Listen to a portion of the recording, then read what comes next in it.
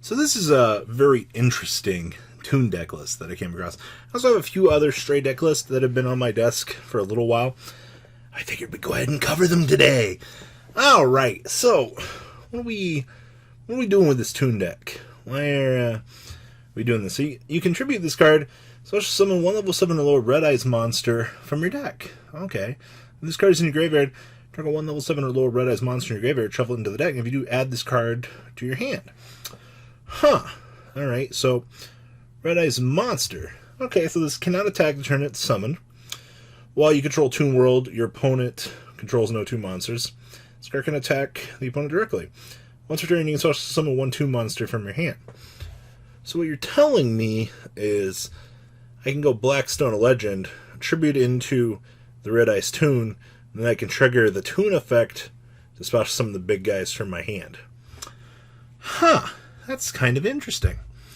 Alright, so we have 2 copies of Space Rock, 2 copies of Red Eyes Toon, triple copies of the Blackstone Legend.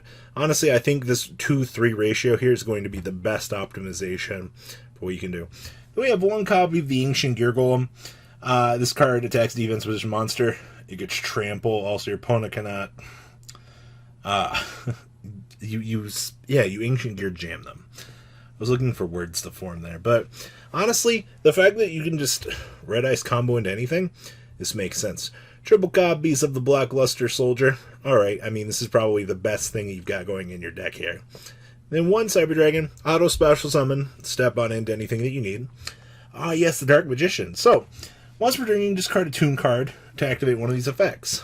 So, the cool Dark Magician lets you special summon 1 from your deck, or let you add a spell or trap card from your deck to your hand at the cost of discarding a Toon card, which honestly is not going to be a problem for you.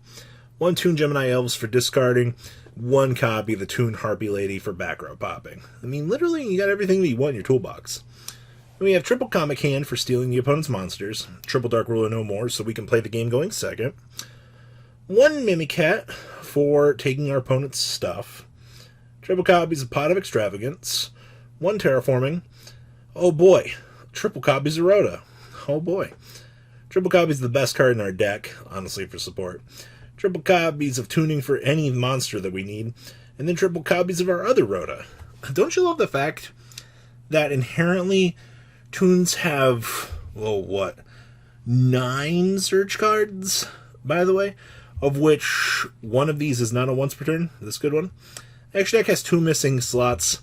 Fill it how you want. In the video, they were talking about a couple of things, but he just didn't have them on him for the deck. We have 1 Unicorn, 1 Phoenix, 1 Griffin, 1 Cerberus, 1 Borreload, 1 Tornado, 1 Redoer, 2 Flare Metal, 2 copies of Mr. Teddy Bear, 1 Granite, and 1 copy of the Beast Dweller. Side deck here is 2 Toon Harpy Ladies, triple copies of Dimensional Barrier, triple Harpy's Featherstorm. This is actually pretty interesting. So actually, now having access to the Toon Harpy Lady now gives you access to abuse the Harpy's Featherstorm to jam your opponent out of monster effects. I bet you didn't think about that. Triple copies of Solemn Judgment, 1 copy of Toon Terror. Quite honestly, this card is just going to be a one-of. Basically, if you're going second or something like that and you want access to this, you'll have it here in 1 beautiful card. And triple copies of Trap Trick, wrapping up your Toon deck. Still not really sure how to feel about this in terms of like design, but the person that came up with this is an absolute mad lad. Alright, next up, we have some love to Generator. Now, I know that there's a few people out there testing Numeron Generator, and they're finding success with it. I think that that's very good. But I still want to showcase some of the other variants to this deck so that players can see really the fine line of evolution that this deck has been going on. So we have triple copies of Astral Blossom, Enjoy Spring, triple copies of Effect Veiler, 2 copies of Ghost Mourner and Moonlit Chill, only 2 copies of Har, 2 copies of Hela, triple copies of Loptor, 1 copy of Mardell, triple copies of Gamma, 2 copies of Trice Heractria, Quite honestly, this card... The TCG is like up in the arms about this. A lot of builds like playing this card. A lot of builds just are like, nah, we're not even going to deal with this. We have one copy of Uganda, and then we have one copy of the Cyframe Driver, wrapping up the monsters.